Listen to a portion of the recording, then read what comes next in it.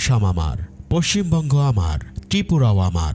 এগুলো ভারতের কবল থেকে মুক্ত করতে না পারলে বাংলাদেশের স্বাধীনতা ও মানচিত্র কখনোই পূর্ণতা পাবে না।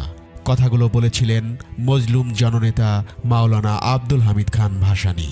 বিশ্ব ইতিহাসের একজন অবিসংবাদিত মহানায়ক মাওলানা আব্দুল হামিদ খান ভাসানী। একবার চীন থেকে ফিরতি পথে পাকিস্তানে নেমেছিলেন ভাসানী। মেয়র এক নাগরিক সংবর্ধনা দিয়েছিলেন ভাসানীকে। ভাসানীর মাথায় তালের টুপি আর পরনে লুঙ্গি। স্টেজে উঠলেন ভাষণ দিতে। ভাসানীর সুরত দেখে দর্শক শ্রোতাদের মধ্যে গুনগুন মন্তব্য, ইয়ে তো মিসকিন হ্যায়। কোরআন তেলাওয়াত দিয়ে ভাসানীর বক্তব্য শুরু হতেই ওই শ্রোতাদের কণ্ঠে আরেকটি মন্তব্য ভেসে এলো, ইয়ে তো মৌলানা হ্যায়।